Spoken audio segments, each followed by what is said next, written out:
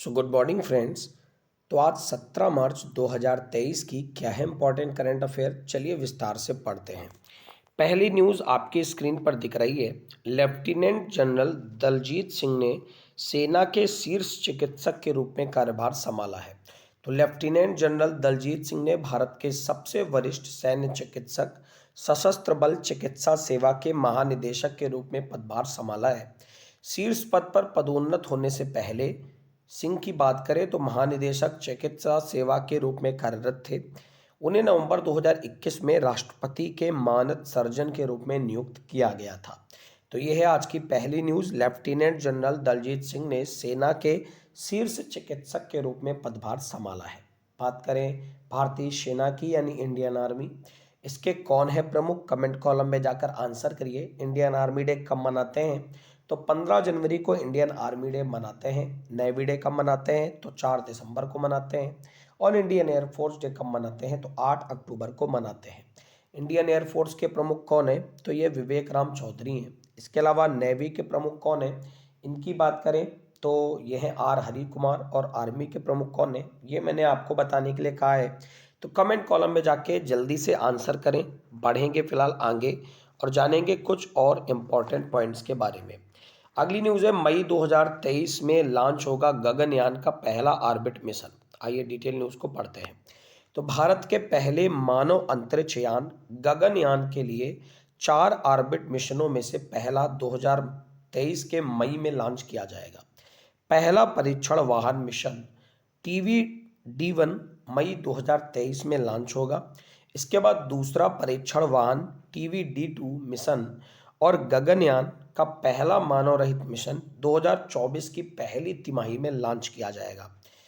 बात करें अगर कुछ और इम्पोर्टेंट पॉइंट की, तो human rated launch vehicle system का परीक्षण किया जा चुका है और वे योग्य पाए गए हैं। तो न्यूज़ है, मई 2023 में लॉन्च होगा गगनयान का पहला ऑर्बिट मिशन। न्यूज़ बहुत ही ज़्यादा इंपॉर्टेंट है। इस टाइप के मिशन किसके द्वारा लॉन्च किए जाते हैं? तो भारत में 2 अंतरिक्ष क्षेत्र की एजेंसी हैं। पहली है इसरो यानी इंडियन स्पेस रिसर्च ऑर्गेनाइजेशन, और दूसरी है DRDO यानी defence research and development organisation. ठीक है, DRDO की स्थापना 1 जनवरी 1958 को हुई थी। इसके अलावा बात करें इसरो की तो 15 अगस्त 1969 को हुई थी। ये दोनों बहुत ही ज़्यादा इंपॉर्टेंट पॉइंट हैं। बात करें अगर इसरो के प्रमुख कौन है, एस सोमनाथन, और DRDO के प्रमुख कौन है, तो अब DRDO के प्रमुख आप कमेंट कॉलम में छाप दीजिए। उम्मीद करता हूँ आप सारे लोग कमेंट कॉलम में आंसर जरूर करेंगे। बढ़ते हैं फिलहाल आज की अगली न्यूज़ की तरफ। अगली न्यूज़ है, केंद्र ने दीपक मोहंती को PFRDA का अध्यक्ष नियुक्त किया है। तो दीपक मोहंती को पेंशन कोष नियामक एवं विकास प्राधिकरण, ठीक है, मतलब pension fund regulatory and development authority का नया अध्यक्ष नियुक्त किया गया है। दीपक मोहंती को यह कार्यभार ग्रहण करने की तिथि से 65 वर्ष की आयु प्राप्त करने तक या अगले आदेश तक इस पद पर बने रहेंगे। इससे पहले वे 2 वर्षों के लिए PFRDA के पूर्णकालिक सदस्य थे और पेंशन निधि की विनियामक की देखरेख करते थे। उम्मीद करता हूँ पॉइंट आपको अच्छे से क्लियर हो गया होगा कि PFRDA के नए प्रमुख बनाए गए हैं दीपक मोहंती। आइए डिटेल न्यूज़ को जानते हैं और कुछ स्ट्रैटेजी के पॉइंट को और कवर करते हैं। PFRDA के बारे में अगर बात करें तो पेंशन फंड नियामक और विकास प्राधिकरण इसका फुल फॉर्म है, यानी pension fund and regulatory development authority. Bharat में पेंशन के समग्र पर्यवेक्षण और विनियमन के लिए नियामक निकाय है। यह भारत सरकार के वित्त मंत्रालय के अधिकार क्षेत्र में काम करता है। 2003 में इसकी स्थापना करी गई थी और इसका मुख्यालय नई दिल्ली में पड़ता है। तो यहाँ पर मैंने स्ट्रैटेजी के पॉइंट को भी कवर कर लिया। तो याद रखिएगा इसके नए अध्यक्ष बनाए गए हैं दीपक मोहंती, जो इसका कार्यभार अच्छे से संभालेंगे। न्यूज़ अच्छे से क्लियर हो गई होगी। बढ़ते फिलहाल अगली न्यूज़ की तरफ। अगली न्यूज़ है, भारत और विश्व बैंक के बीच। भारत और विश्व बैंक के बीच ऋण समझौता हुआ है। तो भारत और विश्व बैंक ने 4 राज्यों में ग्रीन नेशनल हाईवे कॉरिडोर परियोजना के निर्माण के लिए एक ऋण समझौते पर हस्ताक्षर किए हैं। इन राज्यों में हिमाचल प्रदेश है, राजस्थान है, उत्तर प्रदेश है और आंध्र प्रदेश है। इन राज्यों में $500 मिलियन की ऋण सहायता से 781 किलोमीटर के निर्माण के लिए समझौते पर हस्ताक्षर किए गए हैं। आइए कुछ और पॉइंट विश्व बैंक के बारे में जानेंगे। स्ट्रैटेजी के इस वीडियो का सबसे खास पॉइंट रहता है तो यहाँ पर स्ट्रैटेजी के पॉइंट को कवर करेंगे जो कि बहुत ही ज़्यादा इंपॉर्टेंट होती है एग्जाम के लिए। तो विश्व बैंक एक अंतर्राष्ट्रीय वित्तीय संस्थान है जो निम्न और मध्यम आय वाले देशों की सरकारों को पूंजी परियोजनाओं को आगे बढ़ाने के उद्देश्य से ऋण और अनुदान प्रदान करता है। विश्व बैंक पुनर्निर्माण और विकास के लिए अंतर्राष्ट्रीय बैंक यानी बीआरडी और अंतर्राष्ट्रीय विकास संघ का प्रतिनिधित्व करता है। इसकी स्थापना 1944 में करी गई थी और इसका मुख्यालय वाशिंगटन डीसी में पड़ता है। कौन है इसके वर्तमान में अध्यक्ष? तो इनका नाम है डेविड मालपास। ठीक है गाइस, अब यहाँ पर आपको दिख रहा है 4 राज्यों की बात हुई है। कौन कौन से राज्य? हिमाचल प्रदेश, राजस्थान, उत्तर प्रदेश और आंध्र प्रदेश। आइए इनकी बात कर लेते हैं। हिमाचल प्रदेश की बात करें तो यहाँ पर जयराम ठाकुर की सरकार है और यहाँ पर शिव प्रताप शुक्ला गवर्नर है। राजस्थान की बात करें, अशोक गहलोत की सरकार है और यहाँ के गवर्नर कौन है? कलराज मिश्र। उत्तर प्रदेश की बात करें तो योगी आदित्यनाथ जी की सरकार है और आनंदीबेन पटेल यहाँ की गवर्नर है। आंध्र प्रदेश की बात करें तो जगन मोहन रेड्डी यहाँ के सीएम है और यहाँ के गवर्नर कौन है आंध्र प्रदेश के? क्या आप जानते हैं? नई अपॉइंटमेंट हुई है, चलिए मैं ही बता देता हूँ। यहाँ के गवर्नर है अब्दुल नजीर। ठीक है गाइस, तो चलिए कमेंट कॉलम में जाकर आंसर करिए, सिक्किम के नए गवर्नर कौन है और गोवा के नए गवर्नर कौन है, क्योंकि दोनों नई अपॉइंटमेंट है, इंपॉर्टेंट है और एग्जाम में आएंगी। तो कमेंट कॉलम में जाकर आंसर करिए। हम बढ़ेंगे फिलहाल आज की अगली इंपॉर्टेंट न्यूज़ की तरफ और देखेंगे आज की अगली न्यूज़ में क्या है खास। अगली न्यूज़ है, अमेरिकी सीनेट ने भारत में राजदूत के रूप में एरिक गारसेटी की पुष्टि कर दी है। ठीक है, तो राष्ट्रपति जो बाइडेन के करीबी सहयोगी एरिक गारसेटी भारत में अगले अमेरिकी राजदूत बनाए गए हैं। सीनेट द्वारा उनके नामांकन की पुष्टि करी गई है। तो 15 मार्च 2023 को लॉस एंजल्स के पूर्व मेयर के नामांकन की पुष्टि के लिए सीनेट ने 52-42 वोट दिए। जनवरी 2021 से संयुक्त राज्य अमेरिका के पास नई दिल्ली में कोई राजदूत नहीं है। अब बाइडेन साहब ने जुलाई 2021 में गारसेटी को इस पद के लिए नामित किया था और फाइनल मोहर लगा दी अमेरिकी सीनेट ने। अमेरिकी सीनेट क्या है? तो याद रखिएगा, अमेरिका की संसद का नाम है अमेरिकी सीनेट। ठीक है, न्यूज़ आपको अच्छे से क्लियर हो गई होगी। तो यहाँ पर न्यूज़ थी, अमेरिकी सीनेट ने भारत में राजदूत के रूप में एरिक गारसेटी की पुष्टि करी है। बात करें अमेरिका देश की तो राजधानी वाशिंगटन डीसी है, जिसमें डीसी का फुल फॉर्म क्या है? District of Columbia. और अमेरिका में कौन है राष्ट्रपति? तो ये जो बाइडेन साहब है। उपराष्ट्रपति कौन है? भारतीय मूल की कमला हैरिस। और यहाँ के विदेश मंत्री कौन है? ये आप कमेंट कॉलम में आंसर करिए। बढ़ेंगे फिलहाल आज की अगली इंपॉर्टेंट न्यूज़ की तरफ। अगली न्यूज़ है फीफा से, यानी federation of international D football association. Football क्षेत्र का सबसे बड़ा संगठन है फीफा। इसके अध्यक्ष फिर से बना दिए गए हैं जियानो इन्फेंटिनो। तो इन्फेंटिनो को कोई चुनावी प्रतिद्वंदी नहीं था और वे कांग्रेस द्वारा औपचारिक वोट के बजाय एक्लेम के जरिए जीते हैं और पहली बार फरवरी 2016 में 2016 फीफा एक्स्ट्राऑर्डिनरी कांग्रेस के दौरान कार्यालय के लिए चुने गए थे और फिर जून 2019 में उन्हें फिर से चुना गया था और फाइनली 2023 में जियानो इन्फेंटिनो को फीफा के अध्यक्ष के रूप में फिर से चुन लिया गया है। बहुत ही ज़्यादा इंपॉर्टेंट नाम है, इंपॉर्टेंट है आपके न्यूज़ के लिए। कमेंट कॉलम में जाकर आंसर करिए।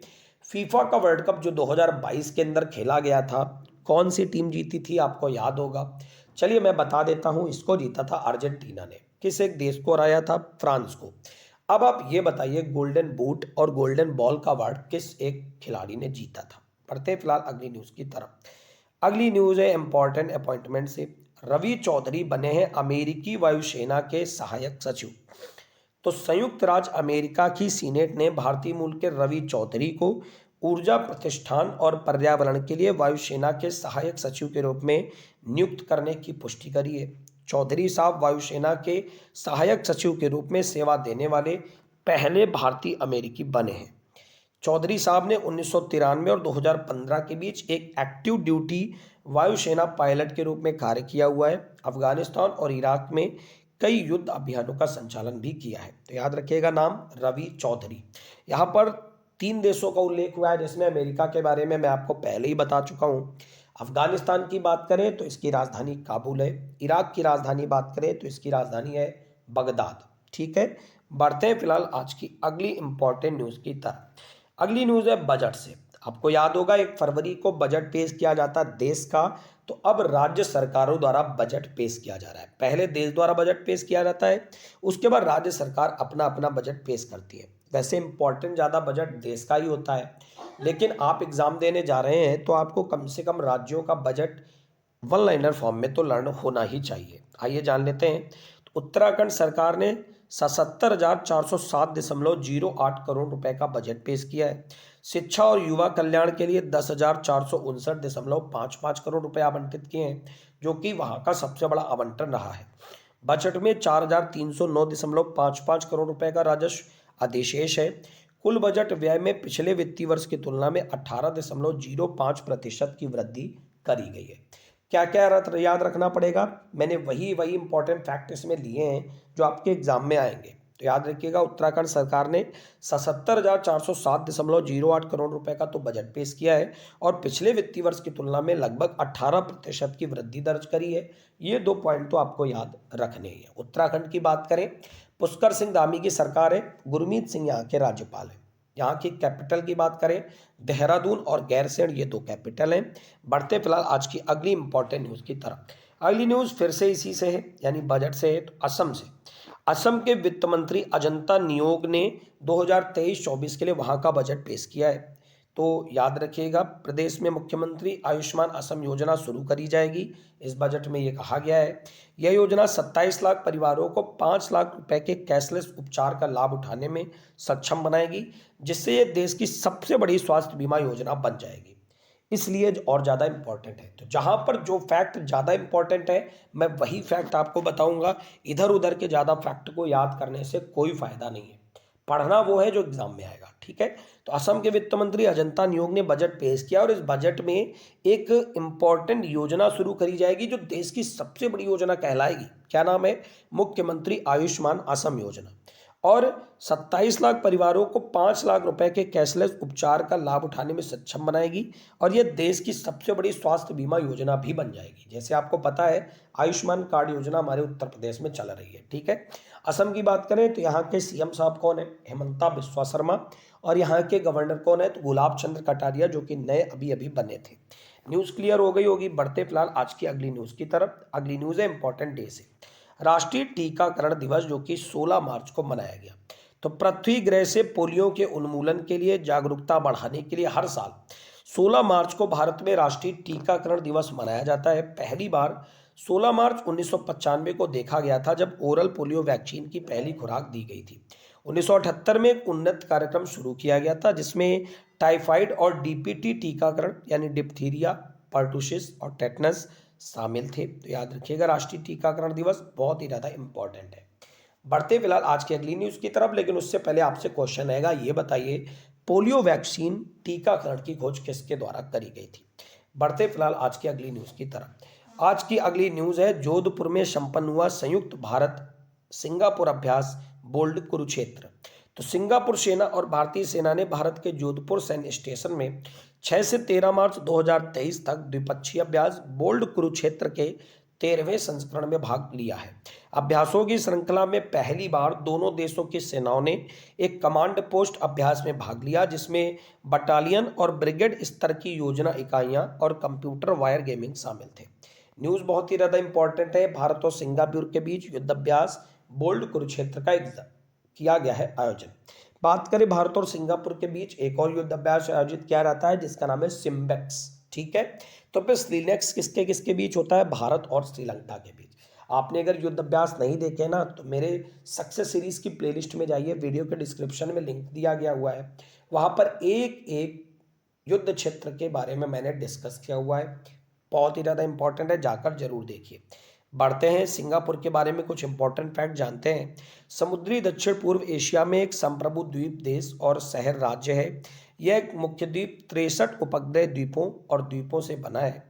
दुनिया में तीसरा सबसे ज़्यादा जनसंख्या घनत्व वाला देश है।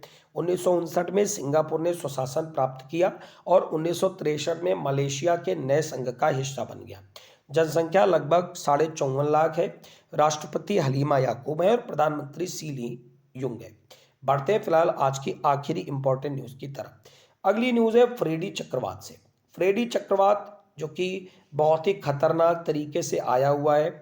उष्णकटिबंधीय चक्रवात फ्रेडी दक्षिण अफ्रीका के तट से टकराया है, जिससे मलावी, मोजाम्बिक और मेडागास्कर में 220 से अधिक लोग मार दिए गए हैं। तो इंपॉर्टेंट न्यूज़ है, फ्रेडी ऑस्ट्रेलिया के तट के समीप विकसित हुआ और दक्षिण हिंद महासागर को पार कर मलावी तक पहुंचा है। तो ये इंपॉर्टेंट न्यूज़ है, याद रखिएगा। तो गाइज ये थी आज की इंपॉर्टेंट न्यूज़। आपको क्लास कैसी लगी है कमेंट कॉलम में जाकर जरूर आंसर करें। ज़्यादा से ज़्यादा लोग कमेंट कॉलम में कमेंट्स किया करें। वीडियो के लाइक बटन पर प्रेस करना मत भूलना। जितने भी लोग पहली बार जुड़ रहे हो सब्सक्राइब करना मत भूलना। आपका दिन मंगलमय हो। Thank you everyone. God bless you all.